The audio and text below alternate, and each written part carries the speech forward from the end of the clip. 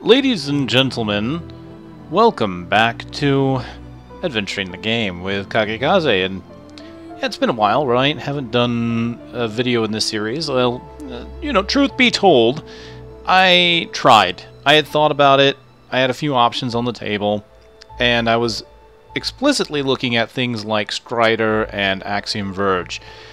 And I settled on Axiom Verge, recorded enough for probably about 2 episodes, and I sat down, listened to them, edited them, and something was off. It just didn't seem quite right. It just didn't seem quite to the quality that I wanted to put out there. I had nothing against Axiom Verge. It was mostly my performance in it, and I think what it was is maybe just going into it as if almost like an obligation, maybe. So I sat back and said, no, let's just wait it out, maybe something inspirational strike. Well, Ori and the Blind Forest went on sale, and I tried it out, and I looked at this thing, and it was gorgeous, and it just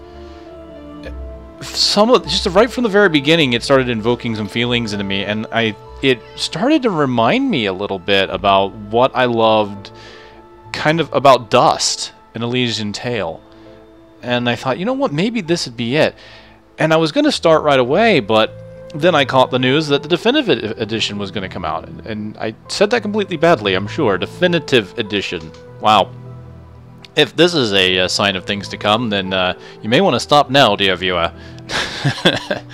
But, so I waited, and here it is. Came out, I believe, April 27th, so just this last week. As of this recording time, the Definitive Edition came out. And so it's going to kind of invoke not only, to me, feelings from Dust, just from the way it looks and feels, but also Guacamelee Super Turbo Championship Edition, a game that I did not play until much after it had come out and the Super Turbo Championship Edition had been released. That is kind of like that game's Definitive Edition. It was a much better experience. And I feel like in this case, the same will be true. Judging from what I've seen, this is going to be a better experience. There's going to be 2 new areas, so unfortunately, much like Guacamelee, I'm not really going to know where the new areas are, and maybe even if I get to them. But there's 2 new areas, a couple new abilities, and things like that. But I wanted to at least wait for this edition before I got into this, because I wanted to experience everything this thing had to offer, and that just seemed like the best way to do it. And it could be good, because in Guacamelee, everything they added to that game was also improvements to the core gameplay, such as seeing enemies' health bars when you were attacking them and things like that. They improved on it dramatically, absolutely dramatically. And so in this one, maybe it'll be the same. I'm hoping this will be good, ladies and gentlemen. I'm hoping that you will enjoy it in this journey. As ever, this series is pretty much, well, it's a Let's Play series, let's face it. But it is going to be talking a lot about how the game looks, feels, and the feelings it invokes, and of course I'll be talking about the story as I experience it for the first time. I have only played a tiny bit of this game before the Definitive Edition came out, have not played any of the Definitive Edition. So let's go ahead and start with the basics. We'll go over much like I do when I look at games and kind of do somewhat reviews on them. So this is Ori and the Blind Forest, released by Moon Studios, an independent studio. Even though they have been picked up by Microsoft Publishing. So they're still an indie studio. That is, they don't really have a central location. When I was looking up information on this, it kind of surprised me to learn that the development team on this is actually kind of spread out across the world, and they kind of work with individual talents as they need them. And I think that's kind of neat. So it's not like your Dust where it's a single person. It is a lot of different people, but they are kind of loosely connected in a way with the collaborations that they do. So it's kind of neat. It was founded, Moon Studios was founded by 2 gentlemen, Thomas Mahler, who was a cinematic artist at Blizzard, so it shouldn't surprise me too much that the game looks so gorgeous, and another gentleman, I believe, Gennady Korol. I probably said that completely wrong, but he was a senior graphics engineer at Animation Lab. So you got 2 pretty top-end names when it comes to graphic fidelity. I mean, and just looking at this opening, and the music, actually, the music that's playing here in the opening is actually really good. Quite happy to see it.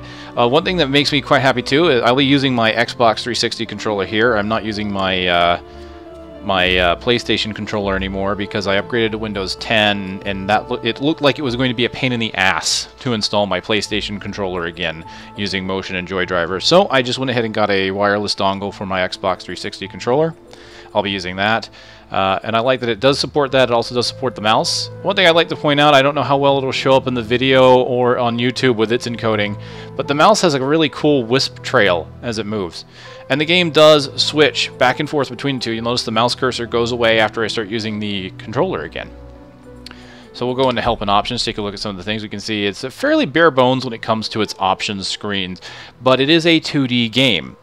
Very beautiful 2D game, but it doesn't really need a lot as far as the settings are concerned. Resolution, full screen, some audio options. It does have vibration on it. I normally turn off motion blur, but I'm going to go ahead and leave it on this, being a 2D game that I feel like maybe it might be alright.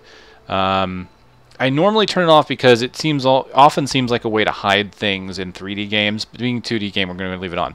I haven't looked through the language options. Wow, that's a pretty decent amount of language options. Okay, we've got VSync, brightness, contrast, yada yada yada. So pretty bog standard here. Not a lot to look at.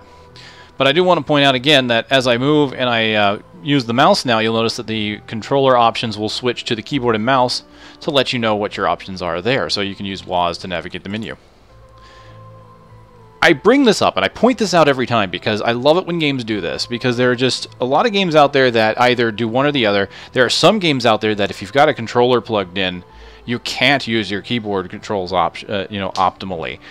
So I always love it when studios do this to show that it can be done, and it's very nice to have it, because then I can kind of move back and forth. I can point things out with the mouse if I want to point something onto the screen while talking about it. So you can see we have a controller. We have the controller here. You can choose between keyboard only, and of course keyboard and mouse. But as we've talked about just a little bit there, it seems to work well by going back and forth between them.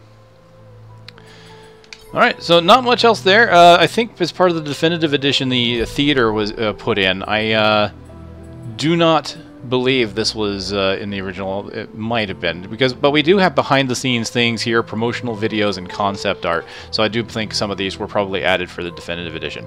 So we're going to go ahead and start. I am going to get rid of that first one. I just did it to do a test to make sure all my recording software is working. Again, on my new rig using Windows 10, I've been running into occasional issues, and so I get paranoid. It looks like we get 10 save slots, and when we go to open it, we see we can have easy, players want to focus on a story or less of a challenge, normal for players seeking a good challenge with average difficulty, and hard, where you're weak against the blight of the forest. I'll probably stick it to normal. I really don't know how difficult the game will end up being, but there is also a one life mode for those of you who are masochistic. You have one chance only. So we'll go ahead and put this on normal, and we will watch the intro to Ori in the blind forest, and that is beautiful.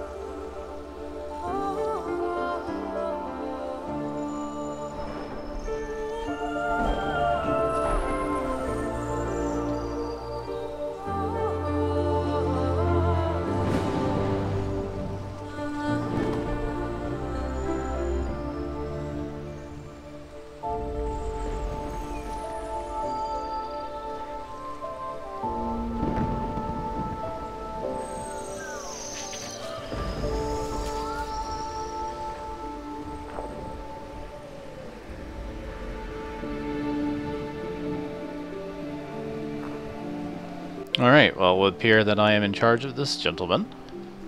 I do have options. I can jump. My other buttons don't seem to be doing anything. I have options, but that's about it. So I don't know if it's an actual language they're using. You're entering the swallow's nest. I don't know if it's an actual language that they're using, or if it's a simulated language, but I do think it's kind of neat that they decided not to go with just speaking it.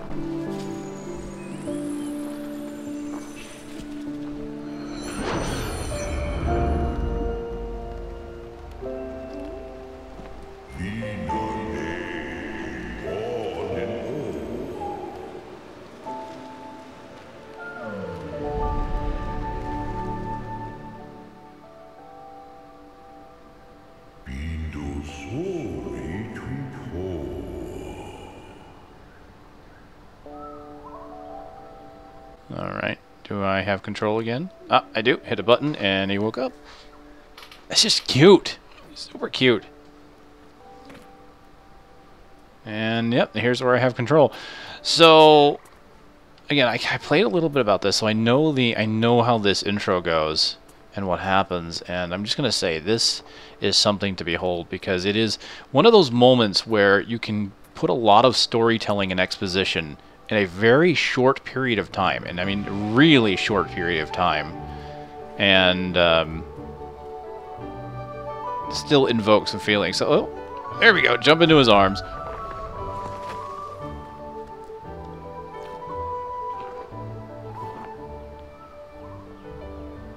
Oh, and now I have control.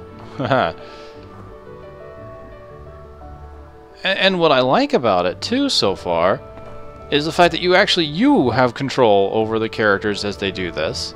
So it's not just, you get to see them get to know each other, and just be informed as the narrator, or well, not really narrator, but the game shows you that, hey, the relationship of these two, you actually get to play parts of it. And this part, of course, is automatic, but very cool.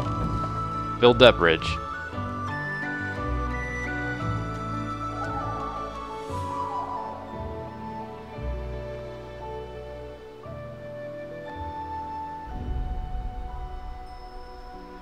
Again, the music is top-notch, too. Invoking that feeling of whimsy.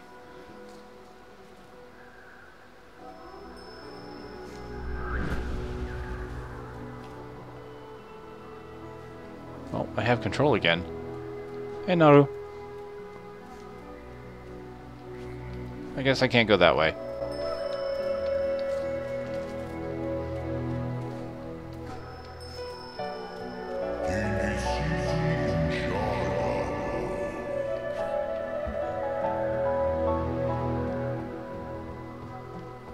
Like, the game could have just shown me Ori walking back. But you're in control of it, and it almost gives you a little bit of investment into it.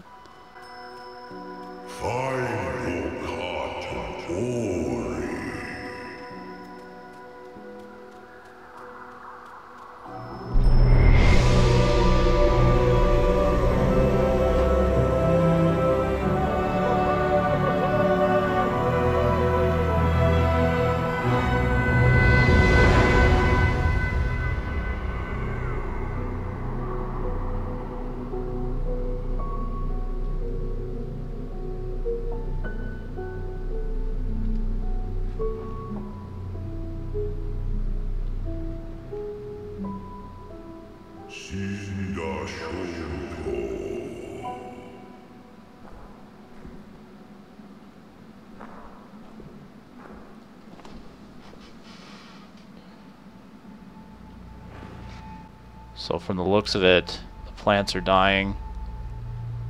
They must be having a hard time finding food.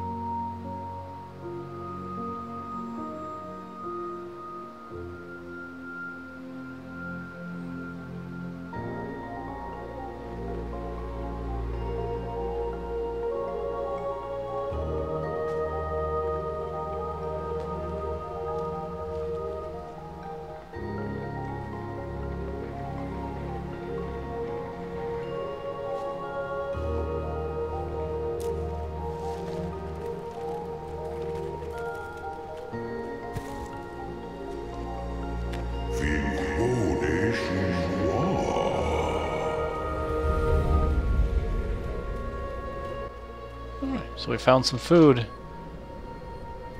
Aww. Unfortunately, this is already not boding well. Memories flashing by as we return. That's kind of foreboding.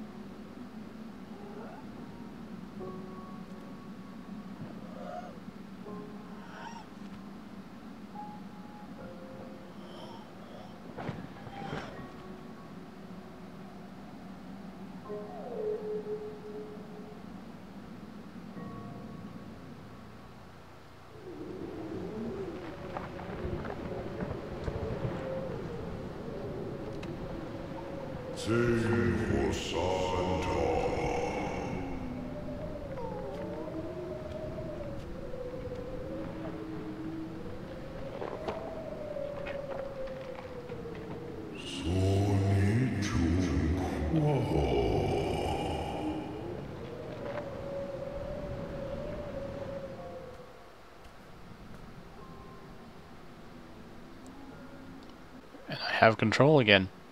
Again. It gives you that investment because you're in control and you can kind of tell.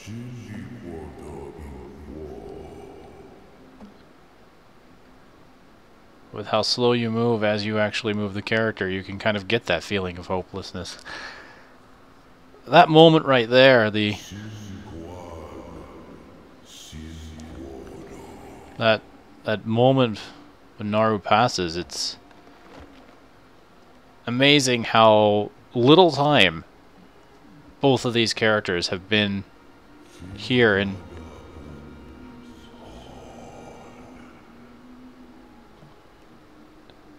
you can feel it.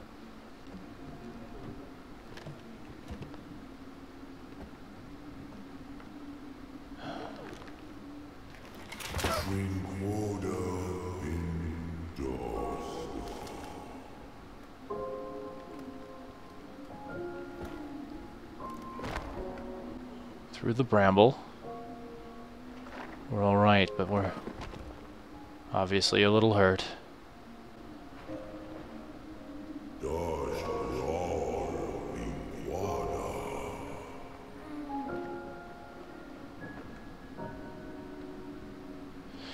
Oh, I can't go back now. You can't even try. You can, but you get the look. Oh man, that look.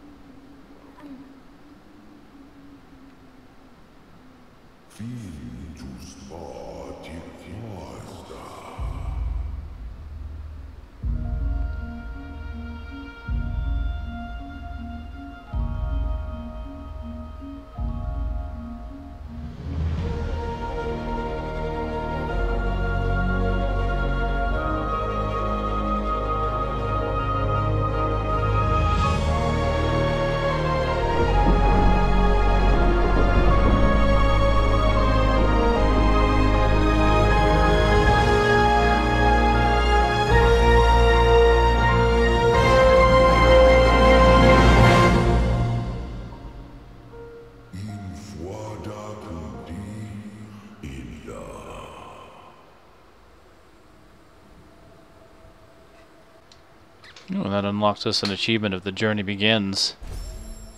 The game is saved, and we are awake! I gotta tell you, that intro right there alone, it's amazing. Even knowing what happened, it's like watching it again. It's saddening. It really does kind of get me with that feeling, you know? It's not very often that, lately anyway, that I think a lot of things kind of touch me like that, but it really does. Alright, so we're moving. So now we have options again, so we can take a look at what we've got. Oh, current playtime for the save slot. So this game is interesting in that it allows you to save pretty much anywhere. You just need to have the right, I believe, items for that. Exploration. How many times you've respawned, so how many times you've died, basically. Ability cells. Energy cells for energy use. And that's how you save your game. And life cells are for vitality. And then we have events that have happened in the world. And skills.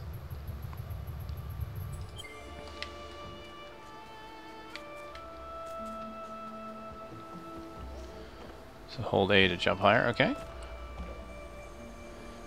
Sunken Glades. So you can kind of see the animation is really well done. Down in A. Before I do that, is there anything over here? So many secrets achievement. Alright, you found a small spirit light container. Spirit light has been added to your meter. Find more spirit light containers to quickly gain ability points. Okay, so that's how we'll gain abilities. We can see at the bottom there. Do I have my mouse cursor? I do. Cool. There's a little bit there. Oh, okay. That's not good. There's a spike there. Ah! I've already been hit. Not good. And the noise Ori makes when you get hit. Does the water outright kill you? Oh, yeah, it damages you. That hurts. Oh, good. A little bit of health. A life shard.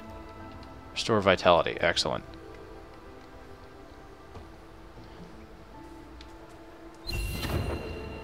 An energy cell. Alright, I can collect and use energy.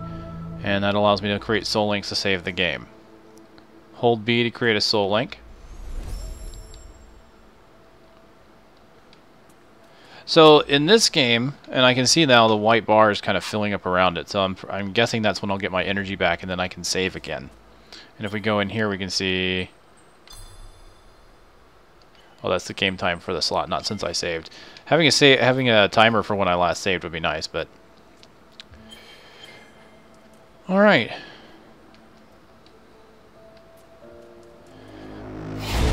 Hello? Ah!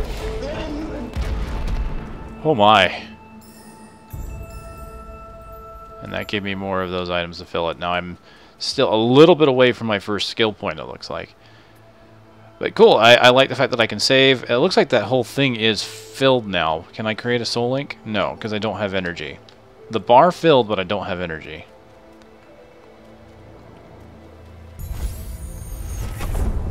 Alright, I gained an ability point. I can create a soul link, and I can tap B near it to access the ability tree. Since I already created one not too far, I'm going to go back to that one.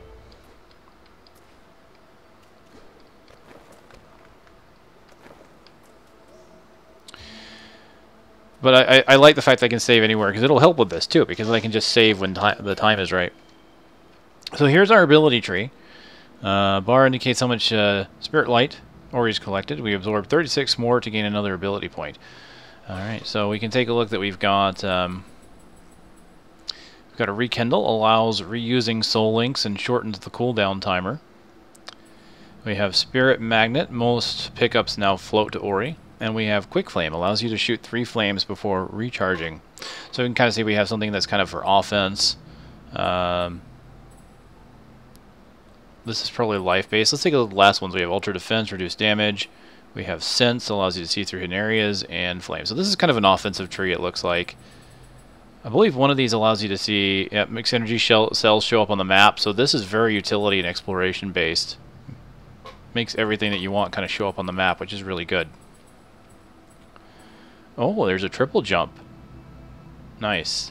We can see there are requirements, like requires triple jump, which of course, obviously you need to go in the line. This one requires double jump and soul link efficiency. So, question is, what do I get? So that's, pickups will float to you, and this one's flames, 3 flames before recharging. Reuse soul links and shortens the cooldown timer. That might not be too bad. Creating Soul Link restores a life. Makes most pickup shows up on the map. I kind of like this, you know, especially if we're going to be recording this and doing it this way. Having those utility ones is really good. So let's get the pickups. So I got choices, another achievement. And this one will make pickup show up on the map, so I like that.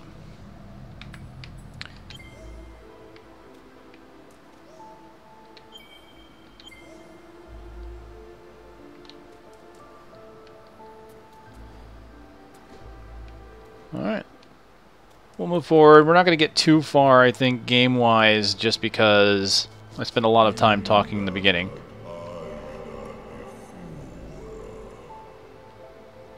Pick up the tiny light.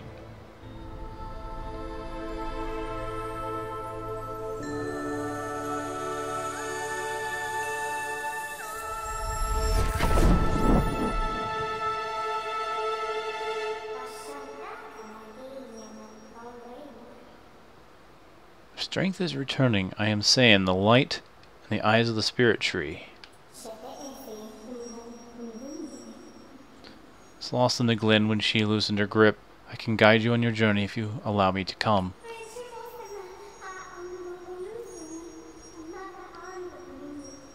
But be still. Can you hear that? They must have followed you here.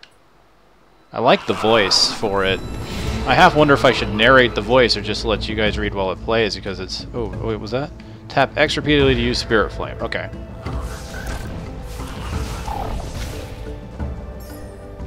Got a little bit of life back. It appears to be an auto-sensing attack. Like, it'll go wherever the enemy is. If I hit it when there's nothing here, you'll see it just kind of goes out. But it automatically homes in on the nearest enemy. So that's kind of nice. They're still fairly aggressive. You can see there that if I'm not careful, they'll come after me and be able to hit me. Their lights shall return to me. These words the spirit tree once said. In the glade past the caverns, we'll find him. There's a path up ahead.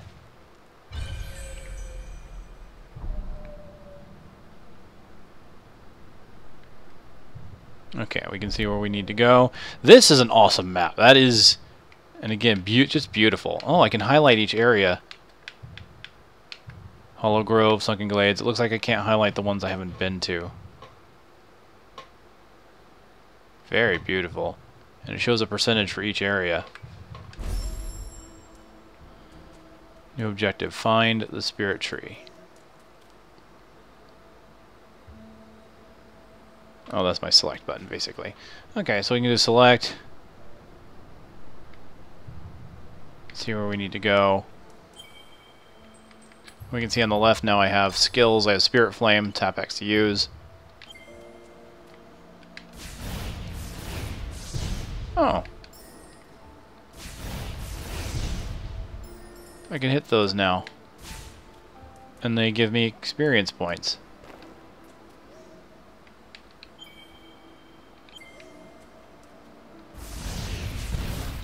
Ah, very cool. I can destroy those.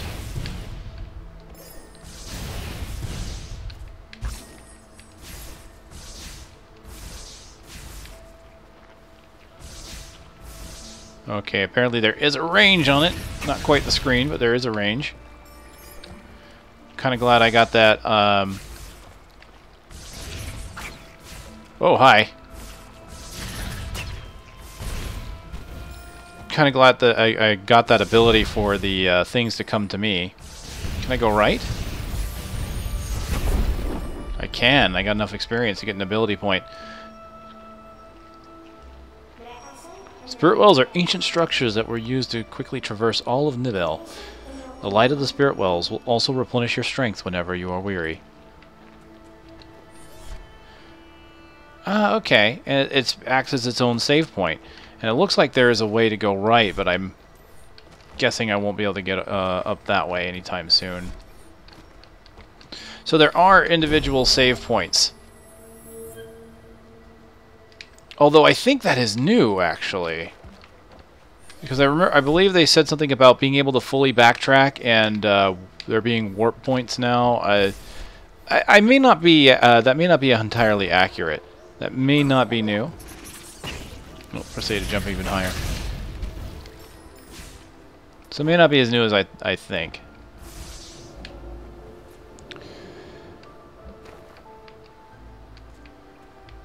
Alright, well, I think this is a good place, actually. So I'm going to go back to this well, and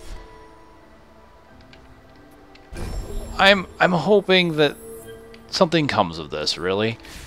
Maybe I'll go and listen to it and end up getting rid of it like I did the Axum Verge, or maybe I'll just make a couple episodes and see what I think before I put it out there. But if I do continue it, ladies and gentlemen, I hope you enjoy the journey.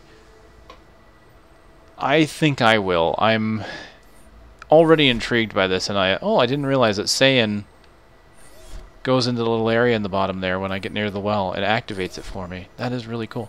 Yeah, I mean, I'm already intrigued. I already feel like emotionally invested, and it's really neat. So yeah, let me know what you think. By all means, if you like, please go ahead and hit the like button. If you don't like it, hit the dislike button. Let me know, and you know, feel free to leave comments and whatnot. So I'll see you guys next time. Thanks for watching.